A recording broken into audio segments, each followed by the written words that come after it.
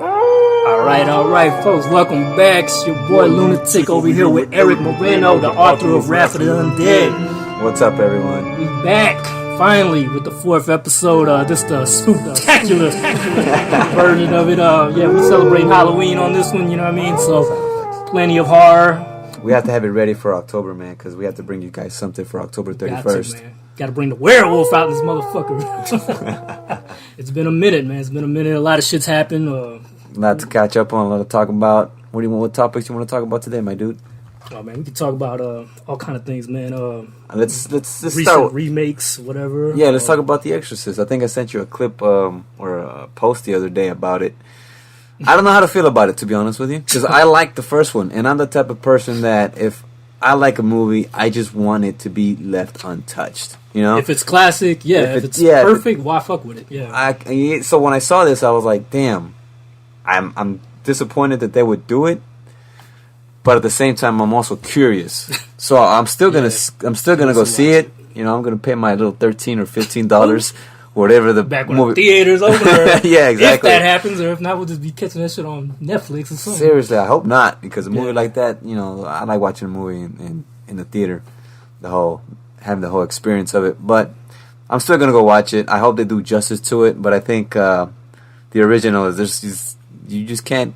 You can't compare to it. Nah, you can't. It's like that perfect storm type of situation, bro. Because you get a movie that's written well, you get a good director, you get good acting. You know, the whole thing comes together, great effects, and it's not just a good horror movie. It's a good movie. You feel me? Like the acting is on point, everything. So it's like you could. It's a very, I guess you could say, highly respected movie, even if for people that don't like horror. You know what I mean? That's true. So, and even the author was on set helping out with the direction of the movie, like the actual author, William Blighty, I think his name was. Yeah, a comedy writer at that. Yeah, you know a comedy writer. Yeah. But you know what? I think for me, comedy and horror, they seem different, but they're very similar at the same time. You know what I mean? They work both on emotions. You know what I mean? And it's like, and especially when it comes to movies, you could do a horror and a comedy for really cheap. So, you know what I mean? I see them kind of like a thin line between horror and comedy. Right. And that's why I could think horror comedies work too, you know what I mean? Because it's like, it's that kind of thing, bro. And it's weird too, because if you ask the author, he didn't set out to write a horror movie. Right. Like he'll tell you it wasn't meant to be a horror movie. But now it's like considered to be one of the greatest horror movies of all time. Scariest, yeah. I still watch it. Yeah. And it's right up there with The Shining. Every fucking time.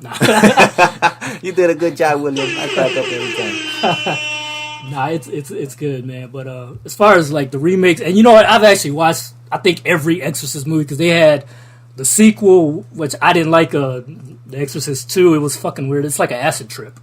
You know what I mean? For real, it's like you don't know what the fuck's going on. I can't remember how it goes. It's weird, bro. I don't even know who directed it. I just remember it being really weird, and you can't follow it. And it has to do, I think the plot had something to do with, because you know how the priest had exorcised that same demon in the past or whatever? So it has to do with that. But they were doing this, but they had Linda Blair in it, and she was kind of like, I don't know what the fuck. I kind of remember scenes of it, but I just can't remember exactly what happens in it. I mean, either it's a blur. But the third one I do like, because it's kind of more of a sequel to the first one, because it actually deals with the same cop that was in the first one, and characters, like it does tie in to the original. It even has the priest from the original. Oh, okay. Yeah, so he was like, they changed some things. It was the director of it is the author. Oh, is he? Yeah, and he wrote the book. It's called Legion. I don't think I've seen that, man. It's a good movie, bro. It's like, it's called Legion? Well, the book is called Legion, but the movie's called The Exorcist 3, but it is directed by him. Gotcha. And so yeah, it has returning characters, and they mentioned it's a throwback, but it's more like a cop investigative type movie, you know what I mean? Because it's like the main guy's the detective, and there's these weird murders going on, and they don't make sense because it seems like it's a copycat killer of you remember the Zodiac killer? Yeah. So it has a character in it that's like that. Okay. And so, but that character's possessed by the same demon from the first movie, and but they possess the priest. Remember the priest that supposedly died? Right. It's him. Oh. So he's possessed by the Zodiac killer, and he's killing, and he's doing all these weird like beheadings of like statues and shit, like Christian statues. Okay. And so the cops investigating that, and he eventually finds out who it is. And the best part about it, one of the actors is the guy who voices Chucky. Brad Oh, Dourif. yeah. He's the psycho. Oh, so nice. at points in the movie, even though he's the one that possessed the priest, so you'll see the priest in the beginning, but after a while they just cut it and you'll just see Brad Dourif. And he's the one, he gets crazy, dude. Like, he's scary as fuck in that movie. Like, he just has rants and then just goes back to just chilling. Like, it's so fucking weird, bro. I gotta check it out. It's good. It's a good movie, man. It has a really good jump scare that I'm not gonna spoil for you. Oh yeah, don't spoil anything. It is good. Man. Like, you're gonna be like, I gotta watch something for Halloween, you know? Yeah, watch it with the volume up, dog. That's all I gotta right. say. It's on Amazon Prime if you have that. If not, just try to get the pirate version. I guess pirate version it is because I don't have Amazon Prime. Or buy it on rent it on YouTube, whatever, you know what I mean. But Netflix might have it. Sometimes they have whatever Amazon has. Sometimes Netflix will have it as well. Yeah, I'm gonna check it out though. Yeah, but I did see the later version of The Exorcist where they go back to the priest when he's young. I don't know if you saw that one. Yeah. There's like a prequel.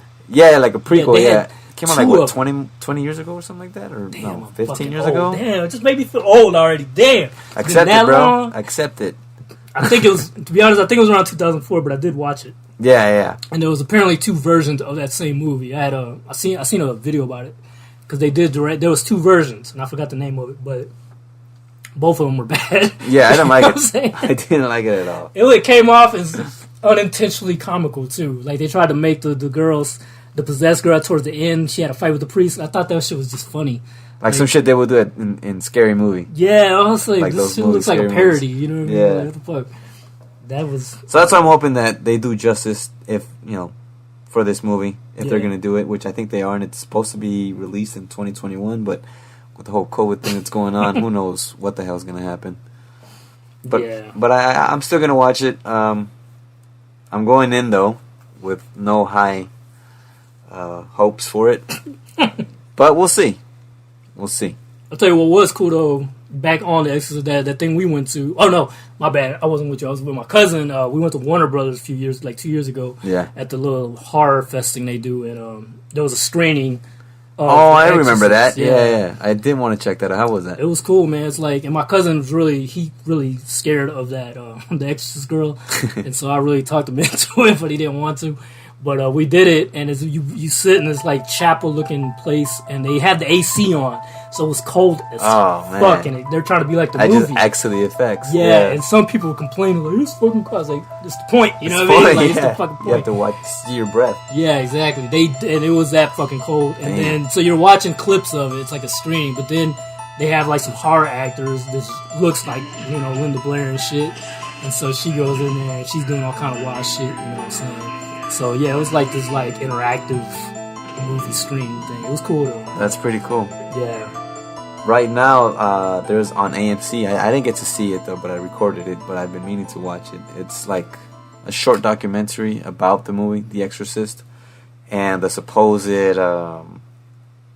curse that the film has. Oh yeah. So I've been wanting to watch that, man, but I didn't get a chance to it. But it's pretty interesting. Some crazy shit happens on set, and I think something happened to Linda Blair. I forgot what happened. Her back got injured.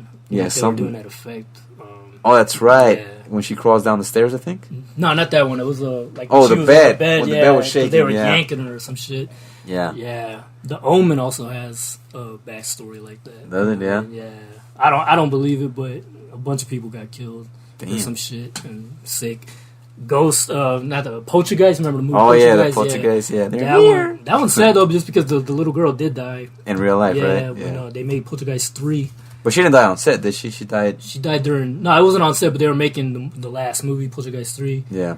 And I recently watched the show about that. It was on Shudder. They have a little documentary about it, and it was pretty sad though. Like the director came on there and they were talking about it, and he was like he didn't want to finish the movie because she had died. And the last scene, so they had to make some corny ass, ending for it. And he was like, he didn't even want to do it, but he was contractually obligated to do it. So, yeah, but it was crazy. That movie's alright. Like I remember, it was scarier when I was a kid. The Poltergeist, the third one. Yeah, I like part 2 the best. Yeah, with the Indian thing and the old man. Yeah, because of that old man, I was creeped out of. I was scared of old people for some reason, but it was because of him. Like old people can be creepy though. Yeah, with the white hair and the wrinkly face, man. Man, you're not gonna like Exorcist 3 then. And I had a neighbor that was an old lady, and I hated going down to that side of our building at the time. and you're ageist, bro. Nah, dude. Like, but that you know, I was telling you about Exorcist 3. There, part of the plot involves an older, like an old nursing home or whatever. Yeah. And they have all these people that are catatonic. These old people that are just like, and they just say a bunch of crazy shit. And he possesses one of them. Oh. And so that's part of the story. And it gets, you know, like how you said old people are creepy. They have some creepy ass old people. Oh man, I have to see this movie. Man, I'm telling you, you're gonna like it, bro. I think you'll like that movie, man. Did you ever see the Poltergeist remake? That shit was garbage. I did. You know, I didn't think it was that bad. It was boring, dog, to me. You thought it was boring? I thought it was boring. Man. I thought it was cool. I thought the acting wasn't as good. I don't know, because I hold the first one such high regard, just like Exorcist. It is one of my favorite movies because it scared the shit out of me when I was a kid. That little clown doll and shit. Yeah, that was pretty scary. Yeah. But it's a good movie. I showed my cousins that shit one time, man. They were high as fuck too. It just adds to the effect. They liked it too, man. What's a scary movie that you have to watch during the Halloween season? I mean, obviously The Exorcist, but lately I was watching a movie that is about exorcism. That's, I think, is second scariest one that has to do with exorcism. To me, it's as scary as the first one. It was The Exorcist of Emily Rose, which is it's based on a real story. Is that the one with that lady that bends over backwards in that scene? She's but there's a lot of movies like that. So no, you know what I'm saying? Like, because there's a bunch of Exorcist movies where they do that. But yeah, she does do a lot of contorting shit. Yeah, I think I've seen that one. And her eyes go black. But it's more of a court drama. You know what I mean? Yeah. That one's always freaked me out, though, because they have some really scary scenes in it. And, like, even now, like, it makes me, it unsettles me. You know what I'm saying? Because it's just the way she does. She does some real good acting, the girl that she's a great actress. I think if it's the same movie we're talking about, she also comes out in that movie, that zombie movie. Quarantine, yeah. That's the last time she's a reporter in that movie, right? Yeah, she is. I love that movie. That's a great zombie movie. Yeah, I seen that one in the theater with my cousin Rob. Man, shout out to Rob. What's up, Rob? Yeah, if you listen to Rob. I seen the original. Oh yeah, I forgot it's a remake. What's it called? REC? REC? Is it Asian? No, it's I forgot it's a Spanish movie. It's okay. And I think it's from Spain. Oh, like actual Spanish. Yeah. Gotcha. It's really good too. I like all of them, part 2 and 3. Okay. I didn't even. I think I just watched the Quarantine. That was it. I didn't watch the other ones. Yeah, those are good. You do yourself a favor and watch them. They're really good. REC. Eric recommended. Eric recommends REC. But for me to watch, to feel like in the Halloween spirit, I gotta watch Halloween, the original. Oh yeah, most definitely. Jamie Lee Curtis, 1970s. I have to. I was watching it last night. Actually, it was on AMC. Nice. So I was like, "Fuck it, I'm not changing the channel. Just might as well just watch it." What's his name? James Carpenter. Yeah. Yeah, he does a great job, man. And they had a low budget for that movie, didn't they? Super low budget. Like 10,000 or something like that. Yeah, it was really cheap to make, and so was Nightmare on Elm Street. And that's another one I always watch. Really? You know what I mean? Nightmare on Elm Street. Yeah, that was but here's where they made it look good because they had good cinematography. You know what I mean? Especially like on Elm Street, they Wes Craven, he got a good ass like cinematographer. I forgot his name, but he was good at picking shots and everything. So he made the movie look better than what it actually was. You know what I mean? And the same thing with Halloween because Carpenter, man, he has a good eye for that kind of shit. He used that blue screen type thing, that lighting, that blue lighting, he knew how to pick shots. And I think that always makes a movie better, like when you have a director that knows that kind of thing. He's not just picking some old boring ass shot, it looks like a fucking TV show. You know what I mean? Did you ever watch John Carpenter's The Thing? Oh hell yeah, that's my shit right there, homie. Classic, dude. That shit'll fuck you up, man. You better be ready to see some fucked up shit. That was a great movie, and for the time, at that time, the visuals and the robots that they used, still hold up. Yeah, it really does. I think it looks better than whatever they would do nowadays. They did a prequel to it. Did you see it? I saw the prequel. It was CG as fuck. Yeah, it was. I mean, but you know what's crazy? They did do animatronics, but the studio didn't want it. I seen a video about it the other day, dude. I was like, and it looked dope. I was like, why did y'all cut that? They had them made. They had the monsters made and everything. That would have been better. Dude, I watched it. I was like, why did they not keep this in here? Because that CG was so bad. It looked so fake. I watched that shit with my cousin, and we were like, this shit sucks. Yeah. Sometimes you just got to go with the original, man, with the robots. Yeah. Always. Because it looks real. You're in the shot. It's in the shot. It looks real. When it's good practical effect, bro, it's good, man. It's like, the real deal. I always wanted to get into that type of stuff, like creating robots and masks. Like like latex. Yeah, that'd be cool. That I shit just never got cool, into like it. Tom Savini shit. Yeah, me too. Might have to sign up for his class. Might have to there. I know. When I'm doing the paintings, like the digital paintings, that's kind of what I'm thinking about as I do them, especially like the horror ones. I'm like, man, it's back to that, kind of feeling like of doing like if I was, sculpting or something. You know what I mean? Like, yeah. Because I'm adding like with the really detailed ones where I'm actually painting all, it's like that. Because you got to get every little, detail. Yeah. So it's cool. What are you working on right now? Anything new? Any new big project you're working on? Not anything big. I mean, I'm just doing a few horror ones. I'm doing a Terminator piece because I feel like the first Terminator is like a sci-fi horror. You know what I mean? It should be in that category, honestly. Yeah, he's scary. Arnold Schwarzenegger was scary in that movie, bro, because he was like unstoppable force trying to kill Sarah Connor. You know what I'm saying? Damn, you nailed it down too. If I close my eyes, I'm like, God, Arnold, is that you? Yeah, he was scary, man. Like all the way up to the end, bro. Like he was relentless. Yeah, that was a really good movie. Yeah. The first one, no doubt. The first two were my favorite ones. I'm trying to think about what happens in the third one. That's pretty much what happened in the second one because they pretty much just copied what happened in the second. Except they have a chick. The chick. Is it the blonde? Yeah, she was the evil. Oh, or whatever. yeah, I remember now. Yeah, apparently she's some kind of model or something. But that movie was not memorable. Yeah, it was goofy in some parts, man. But they did do some good effects on it, though. I'll give them that. Did you see the last one? Yeah, I actually did watch it. The Mexican one. Yeah. Like in Mexico and shit. Yeah. Somebody, I was watching the Angry Joe show, and they called it the new Terminator. They called it El T-1000, like T-1 and shit. I was like, y'all fool for that shit, bro, because he was Mexican shit. But I mean, it was like a competent movie in the sense that it was a good movie, I guess. Yeah. But I didn't like what they did with John Connor. Like, they killed the dude off. Yeah, I think that was cool. I mean? Why would you kill John Connor, who was like one of the main... Yeah, and they did it early, too. Characters. And he didn't even die, like, in a battle or nothing. He died on the beach. He was trying to holler at a girl. And the dude just came out of nowhere, like, shot him. Sarah Connor didn't do shit. Oh, sorry, guys. Spoilers. Spoiler alert. You might as well call ourselves the movie spoilers. Yeah, might as well. Nah. But yeah, that shit was alright, man. The ending was way too similar to T2 though. Like it had like some of the same emotional beats. Some of the same things. They went he back did to the sacrifice. You know what I mean? Like, right. Spoiler alert. Rob likes it. There you go. Cousin. Yeah, it was cool. Well, that's cool. Man. I seen that drawing you sent me. Well, that you showed me. It's looking pretty good.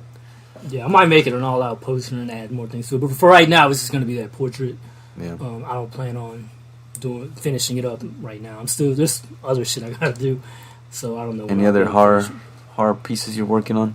Well, I was working on a werewolf piece. I think I showed you. Yeah, that one, man, is sick. People love it. Like even on Twitter, which I didn't think it was gonna get because it's not based on any movie or anything. You know what I mean? I just kind of took things and just made my own thing out of it. I'm gonna have to use it on my book. No doubt. I'm gonna have to use it, man. When you send it to me, I'm like, damn, this is sick. Like the detail of it, just even the eyes, dude. They're the red eyes. Yeah. Well, with the mouth, I actually looked at a wolf mouth because I wanted to get that. So I actually looked at some picture. I just wanted to get that to make it like dog. But the eyes, I wanted to make it slightly human. Like you could tell, there's like some humanity in it. Yeah. You could tell. And I guess if I was to make it a bigger piece, the way I like my werewolves bipedal and not like on all fours. Okay, I got you.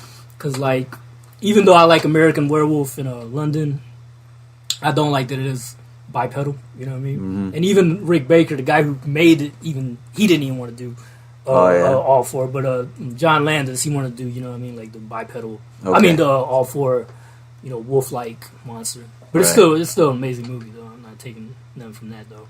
So you're thinking of making it like you're thinking of drawing the whole body? Yeah, I was thinking about it. Originally, that's what I was going to do. Oh, okay, I got you. And then I was like, I'm just going to focus on the face for right now. But that is how I imagine it. I imagine the claws coming out, like black, right? The face, and then just the claws. Yeah, and I've given, like, I wanted to give him, I don't know if you noticed, but there's a little bit of white, like a streak on his hair. So it's kind of like a it's almost like to give him somewhat of a personality. You know what I mean? So give him a little. Got a little personality. You know what I mean? There you go. To make him stand out a little bit. You know okay. What I mean? But, werewolves are cool, man. Like, we haven't had enough good ones lately. But hopefully they make it. Cause I think the CG transformations are too quick. Yeah, and they don't look. I don't know. They don't look painful like they should. You know what I mean? Dude, like the Howling. Oh, the Howling! Yeah, that crazy ass dude. I think that's one of the best transformations of werewolf I've ever seen in my life. Yeah. And that, you know what they used? Robots. Robots. Yeah. Not no CG shit. He said robots.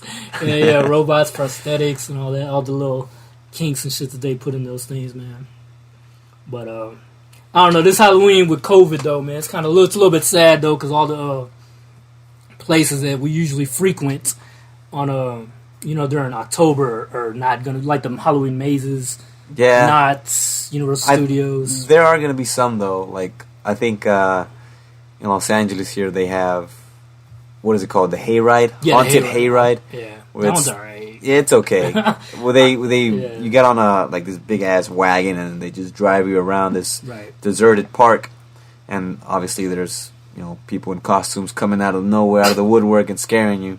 Yeah, but it's not the same. It's not. I didn't like it even when I went to it, because you kind of have to, when you're sitting in the actual hate thing, some things happen behind you, and so you can't, you have to twist your neck to see certain things. Yeah, it's a little uncomfortable sometimes. Yeah, it is, man. I almost lost my keys in there, too. Oh. Yeah, I was like, they fell out of my pocket and shit. One of the scary actors was like, hey, there's your key. Yeah. I was like, damn, you're a lifesaver, bro. I mean, but for right now, it's cool. Now there's nothing else to do that, and you'll still have a good time. I mean, I had a good time. It's not like I was bored the whole time I was there. Right. But compared to, an actual maze, yeah, it's cheaper, too. Yeah, it's true. And it's cheaper. I wonder if they hiked up the price, though. They might have. They were like, we got it on lock. We got you. A homegirl of mine sent me something. She sent me, there's something way to fucking Apple Valley. It's like a haunted house type thing. But I mean, it's smaller. Obviously, it's some shit out there. I guess people doing their own thing. And so they did that. But this kind of brings me to another point in regarding October. I think this is how I actually met you guys. Because you used to DJ, right? You know what I mean? Yeah, LA. yeah. And so Eric was friends with my cousin Rob. And so I met him through Rob, and we used to go to y'all's party. And I remember... I think you're right. Yeah, in 2010, I believe, I went to a few of your parties, and it was during October. And I remember... Because I'm not used to, dressing up and shit for, Halloween parties, you know what I mean? I never did the mask and shit, especially where I'm from. It wasn't that big. And so I remember when we were going to your party one time, I got cheap as fuck because I didn't have shit. I was like, let's stop at, what do you call this? Like a Rite Aid or some shit. I was desperate, dog. And I got some cheap ass fucking mask. I remember that, some Phantom of the Opera looking ass mask. Oh, shit.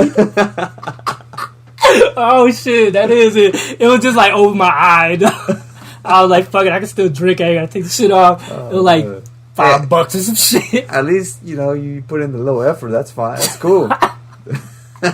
Hey, man, it did it. I wore that to that party, and then I went to another one. There was a Halloween-based party in Simi Valley. Yeah. It was dope, though. It was like a mansion ranch party. Oh, nice. They had their own bar setups. We were there at 4 in the morning with a homie Johnny. You took the same mask?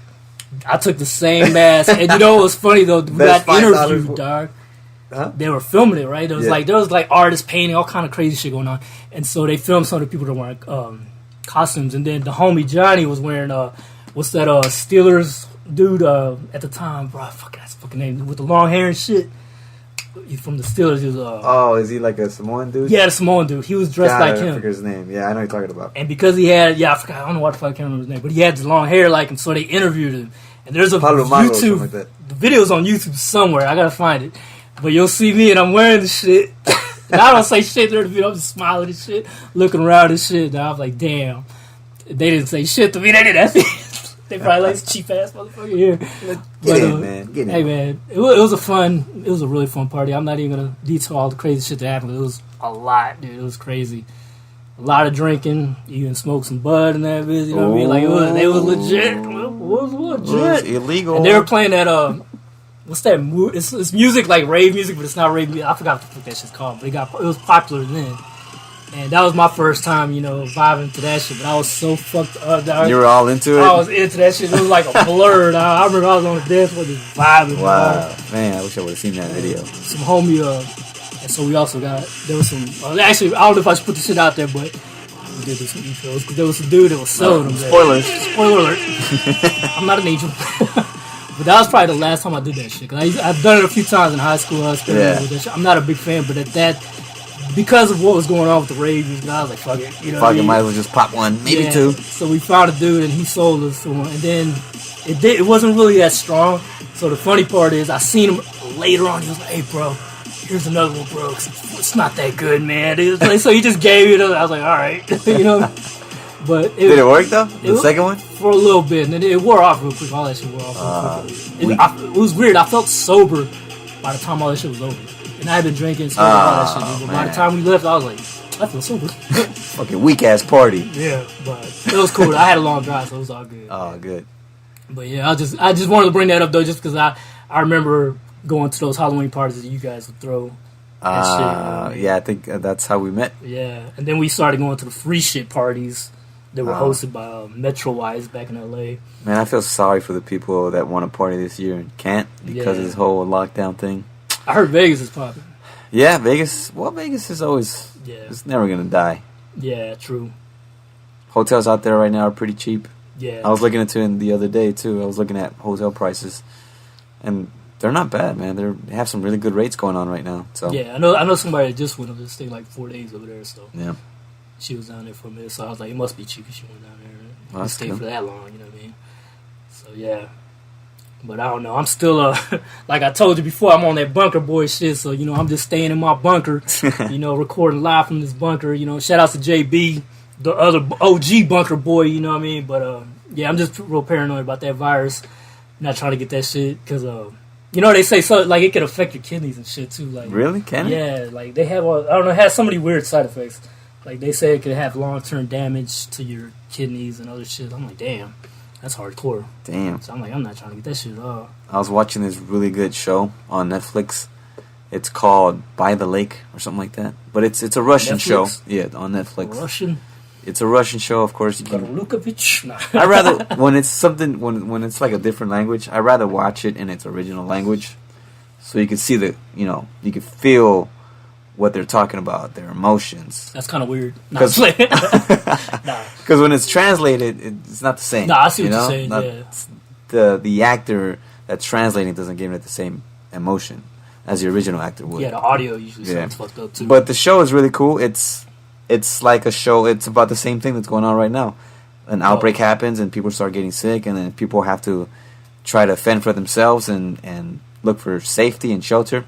I would say it's a mix of what's going on right now, but with a mix of what happened in The Walking Dead. Only that there's no zombies in it, but the people that get infected look like zombies. Oh shit! So it has the feel of a horror show, even though it's not horror. It's more, I would say, drama. But it's a really good show, and it shows kind of like what would happen if things were to get a little too crazy here with the whole coronavirus pandemic thing going. But yeah, it's a good watch. I'm definitely going to stay tuned for season 2.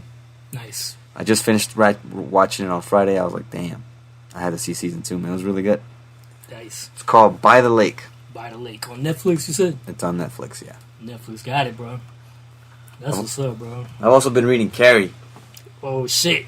Man, that's a good Classic. book. The Cane. Classic. And I bought this book for $1. $1? Come up. Damn. It was a come up. It's the paperback. It's the paperback, of course. It was in one of those trips that I took to a store to try and promote my book. Oh, okay. And I saw it there, and I asked the owner, I was like, how much is this? That's $1. I got $1.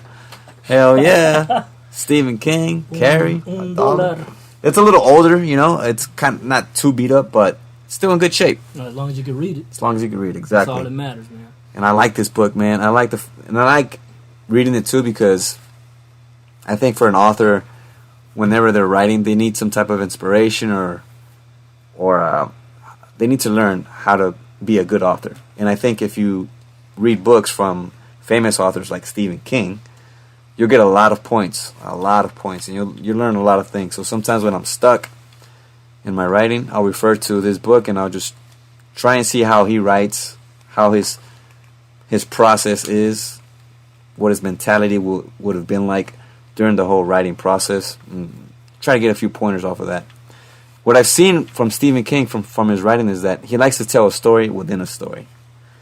Oh, okay. Like, for example, let's say he's describing a scene, right? Yeah. Where there's a girl and she's baking a cake. And then he'll go on to say that she learned the recipe from her grandma. Her grandma used to live in Kansas, and when she was a little girl, and then he'll go off on that little story. Wow! So he'll make a story within a story, and I've seen that he does that a lot. That's a good imagination. Yeah, pretty good. So I'm trying to incorporate that in my writing too, trying to make a story within a story. It kind of it makes the story longer, and it gives a little more detail about whatever it is that you're talking about. And it works for writing. It works for authors. It wouldn't work though for a screenplay, because I've also read another book about screenplay, how to write screenplays. And I learned that if you're writing a screenplay and it doesn't move the story forward and it has nothing to do with what's going on, then take it out of the story. It doesn't belong in there. So it would work for whatever Stephen King is doing. It works for him. It works for a story, a novel, but it wouldn't work for a screenplay. Yes, and what I'm doing right now is trying to do that. I'm trying to make a book that's also screenplay adaptable. Nice. So that's why I'm always referring back to that book, that screenwriting book. And it's a really good book. It's by a famed author. Let me see if I can find the name of it right now. You get so many points. I always refer to whenever I'm stuck. But it's by Sid Field, and it's called Screenplay: The Foundations of Screenwriting, a step-by-step guide from concept to finished script. It's a really good book. If anybody's if you're looking into becoming a screenwriter, I would highly recommend a book from this guy. He's been doing it for several years now.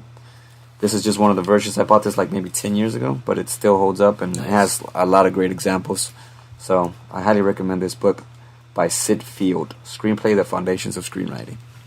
Nice. But yeah, and I was reading into this book, Carrie, and this is Stephen King's first published book. Do you know how much they gave him?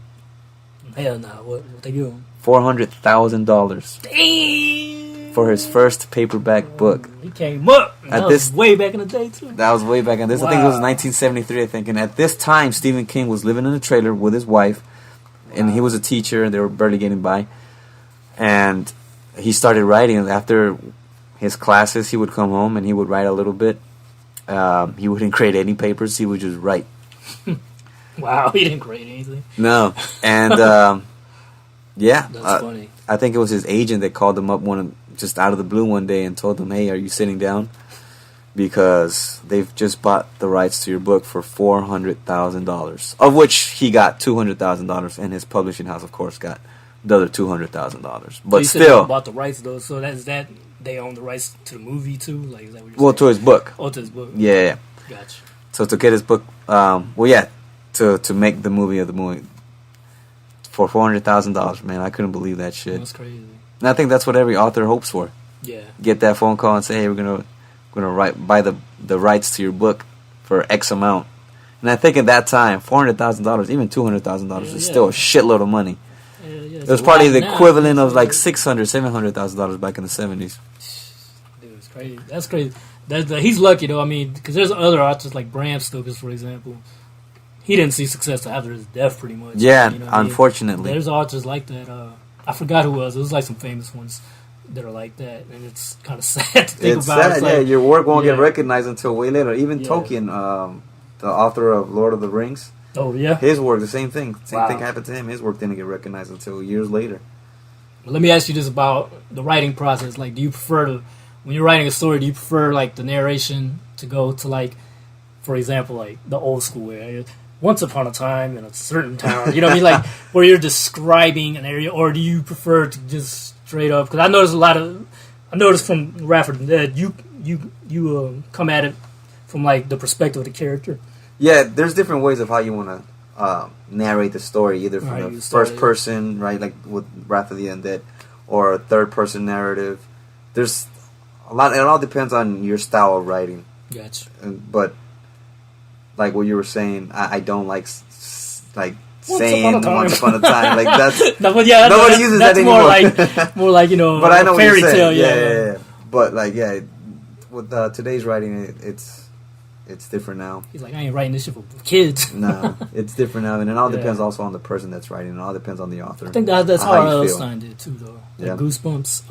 I wanted to touch that on that Goosebumps books. Because those were very influential to me as far as a kid. You know, that got me into horror as well. Yeah. Even though I was already into horror, but that got me into reading horror.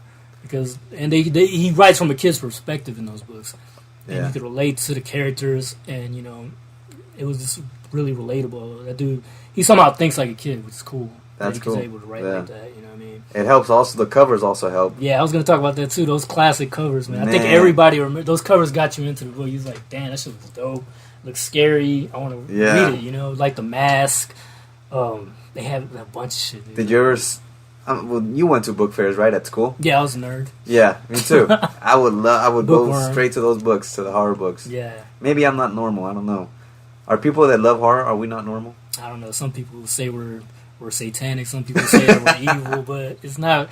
It's not like I don't see people that are into horror as like that. It's not like we practice occult shit. You know? Yeah, right. We watch movies. Like there's a difference between movies and reality. It's not like I'm not gonna go do black magic or some shit. You know what I mean? Like I stay away from the real shit. You know what I mean? Like I wouldn't want to go into that Ed Lorraine the museum. No. Like I'll watch it and read about it. Yeah, but I'm not going in that museum for shit. I don't give a fuck. I'm staying away from Annabelle. Do not you know what I'm saying? Fuck that, dude. Because I've been watching the videos of one of the guys that used to just be with him, Tony Sparrow.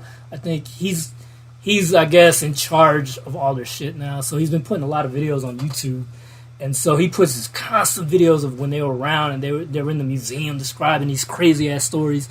And one of the stories that got me, it sounds silly if you think about it, and especially if it was in a movie, but it would have freaked me out.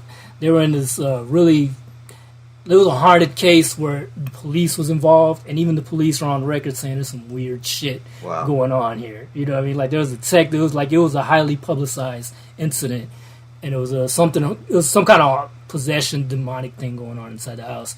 And one of the things that happened, there was a fucking cat, and it spoke. And get the fuck out of here. No, that's what I'm saying. That's how it sounds stupid. But I was like that. But the way they described it sounded so fucking weird, bro. I was like a fucking cat talking with a human voice. I would freak the fuck out. That's you know crazy. what I mean? Because I already think cats are creepy as it is. You know what I mean? So it's a cat talking, I would have ran the fuck out of there. But I could see how that could come off as silly if you're doing the movie, though, especially with CG. Yeah. So I don't know, but I'm just in real life. If I see any kind of animal speak, I only like parrots. I'll freak the fuck out, you know what I mean? The other day I was watching a video and it's about bobcats. Bobcats. And if you've ever heard of bobcat, it's the creepiest fucking thing. Especially in the jungle at night. They sound it sounds like a woman crying. Wow. Like if like I'm serious. If you're curious, let's say you ever go camping, right, and there's bobcats around and you hear a woman crying, don't get scared. It's probably a bobcat. Yeah, so if you have time, go on YouTube and just check out bobcat sounds, and they sound like that. It's the creepiest fucking thing. That is creepy. Cats are creepy though. They always make weird ass sounds, especially like when cats are having sex and shit. Like we used to live in Colombia, and we had a gang of cats like going on our roof and shit, and at night, just making these ungodly fucking sounds. I was like, what the fuck? Like you couldn't even go to sleep, man. Like it was a problem for a while, man. I think they got rid of them or something, but I was like, god damn, bro. That's why I hate cats, man. They're just like crazy. Let's go into a segment to help these people out. Let's help some folks out. Let's help our fellow writers out. Who we got? There's a little tip for any authors or aspiring authors. If you need help or motivation, what I like to do is read books. Read books from famous authors like Stephen King. It really helps you out. And I think we just touched upon that just a little while ago. Yeah. Where you would read and see how they tell a story. Well, what's their process? What's their thought process? How they write it, their style, and you can really learn a lot. So if you're ever stuck and you don't know how to move forward, I would highly suggest to just pick up a book from an author that you like, or you know that's a good author, a horror author, or whatever it is that you're writing. Just read a good chapter of it, and hopefully that'll inspire you or give you a pretty good idea of how to move forward if you're stuck. So that's my little tip right there for you guys. That's some good advice. I like how, speaking of books and everything, like Dracula, I like the approach he took where it was like you're reading diaries, you're reading newspaper clips. Yeah. You know what I mean? And it's made it seem real. You know what I mean? It was really cool. I don't think I've ever seen or read a book like that. Yeah. Like his. It was very unique. Found footage in book form, you know what I mean, in a way. It was cool, man. Like, even now it holds up, bro. And I tried reading other books from that time, and they don't seem to hold up. No. Like, I tried reading Frankenstein, even, and it was just like, the way Mary Shelley writes it is really from that time period, and I just couldn't get into it. Yeah, I think, like, a few years apart. but similar, yeah. Very similar. For some reason, though, Dracula, even now, like the way everything's described is really scary. Like it's still scary book, man. The only parts I don't like is just some of the parts with Mina, and she's just talking to her friend, because it's just a bunch of like Victorian era girl talk. You know what I mean? I was like, damn, dude, like come on, you know what I mean? And that's even in the movie they did that in the movie. Yeah, and I was like, I kind of skip over those parts, but it is cool, man. Like talking about that movie, man. Winona Ryder's a good actress. I've always liked Winona Ryder. She's come out with Beetlejuice. She's cute as fuck too. She's cute, and Stranger Things. Stranger Things is the shit. Yeah, that was a big surprise to see her in there. I was like, oh shit. Yeah, I was surprised. Winona Ryder back. Yeah, she really brought that nostalgia back, man. She did. Her coming on back on there. I was like, damn. Well, since we're talking about authors, let's move into another segment where we like to shout out people's work. Who we got? All right, let me pull this up really quick. But I think it's very important for anybody to help out each other. I know when I was barely writing my book, I wanted as much help as I could get, and I also reached out to a lot of people that did podcasts, and I remember some of them wouldn't help me out because they wanted something in return. I couldn't give them anything, right? I'm just barely starting out. What am I going to be able to help you out with? So that's why I try to do this segment for other authors. So hopefully we can help you guys out and get publicity or exposure to your work as much as possible. So the first person that I want to shout out is Jamie Stewart. He has a book out. It's called The Woman Under the White Tree. It's on Amazon right now. And you can also get it in the UK. It's for £99. And the equivalent worldwide. So if you have a chance, check it out. It's on Amazon by Jamie Stewart. It's called The Woman Under the White Tree. Jamie, thank you for reaching out to us. Shout outs to Jamie. Next person is Christopher Robertson. Author Christopher Robertson. So he has a book out right now. I'm just going to give you a little rundown here. It's called My Zombie Sweetheart. Damn. It's available on Amazon in print, ebook, and Kindle Unlimited. Let's get into it right here. Once upon a time at a drive-in. Oh, wow. Terror from outer space comes crashing to Earth, giving rise to creatures of pure horror, the likes of which the quiet little town has never seen, and the nightmare that befalls two old friends as they struggle to survive against impossible odds. It's Friday night, date night, in the quiet little town of Woodville.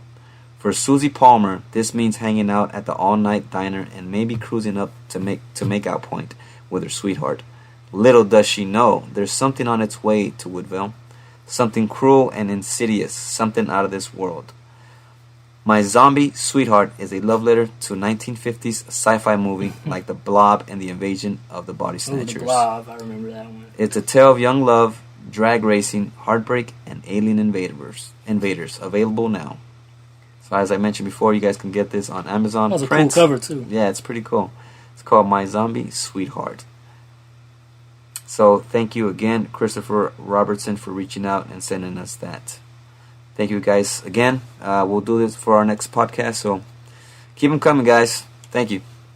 I was gonna mention one more thing since we're talking about zombies real quick. Do you ever remember like how original zombies were? Like White Zombie, like not possessed, right? Like a possessed. More like it's more like a slave. Like that's what they were like originally, like the voodoo. That's how it originally started. Yeah. I was watching something about that. There's a YouTube channel. I guess this is why I recommend some YouTube channels. It's called Storied, like this word story, but I like in past something IED. Yeah. Okay.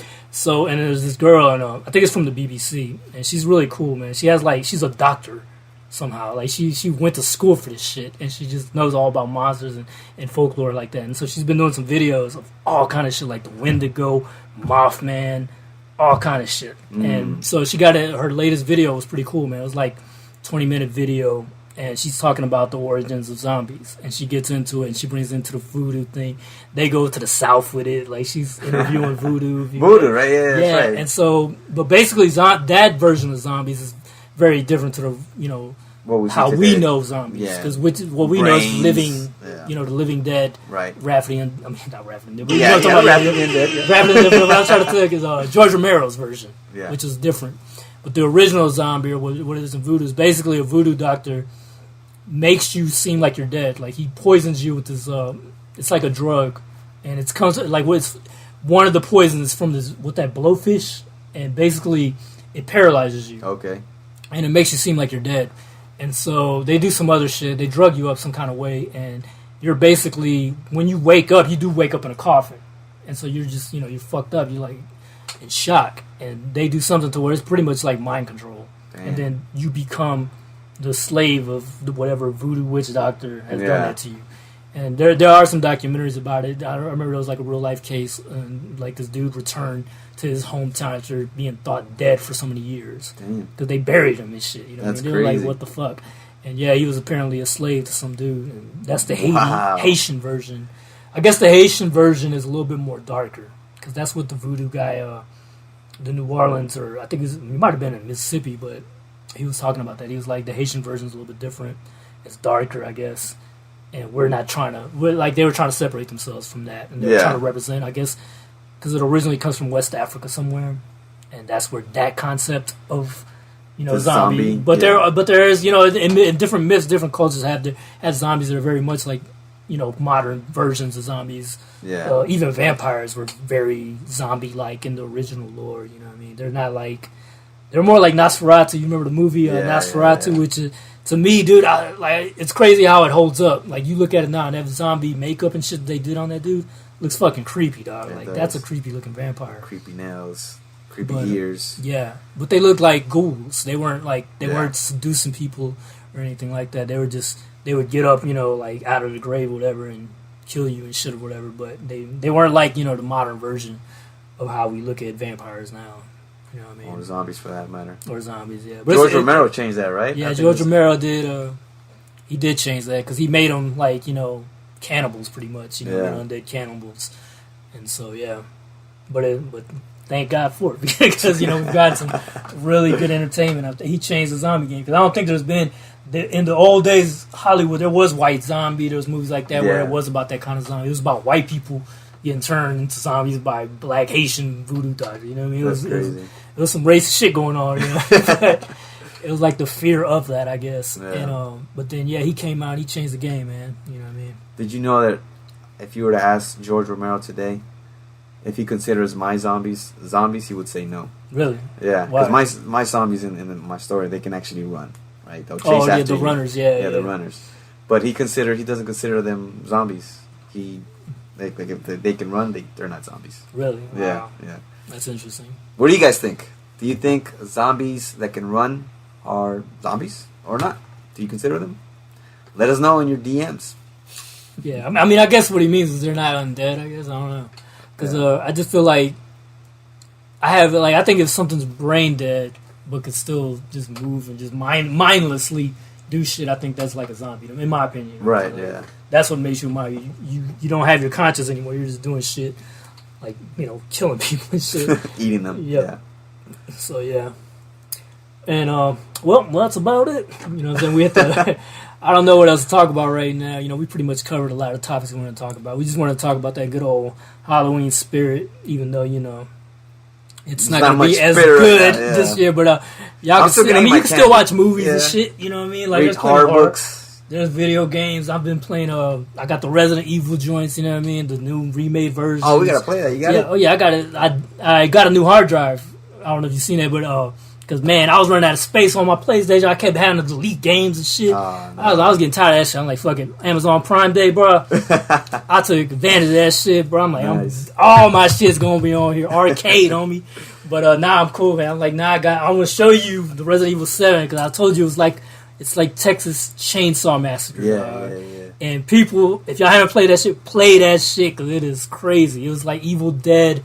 It's insane. And I'm looking forward to the next one, though. Resident Evil 8. Yeah. If y'all have seen the trailer, it got some werewolves and vampires. So I'm wondering how they're going to play that up. You know what I mean? That's going to be cool. So, yeah, I'm excited about that. So, I think that's what we're going to do. We're going to test it out. The homie E's about to give us a little lesson on Resident Evil, the new shit. Yeah, we'll talk about it next time. Yeah, I haven't played Resident Evil since the first one. That's what I'm saying. You're a veteran. You're like the old school. The old school gamer. Yeah. Like me, I'm from the old school. I've been playing with the new. I try to keep up with the young cats. You know what I'm saying? But yeah, it's crazy, man. Well, thanks guys for listening. And shout outs to everybody, man. hopefully you guys enjoy your Halloween and whatever you can. I know I'm gonna eat my candy this year. It's the only time I eat candy. I try to stay away from it, you know. But I got a bad habit of eating chocolate. Oh, do you? Yeah. I break out. Oh yeah, I do. Sometimes I break out. Lately, I don't break out that bad anymore. So I guess that's probably why I've been eating this shit. But I gotta stop, man, because I got the little bear belly coming on. Man. I've been chilling too hard. You know what I'm saying? I hear you, brother. I gotta get back on my shit, bro. You know what I mean? Well, ladies and gentlemen, thank you. That's you guys have a great Halloween, and we'll see you next time. All right, later. Peace. The fuck out. Enjoy Halloween.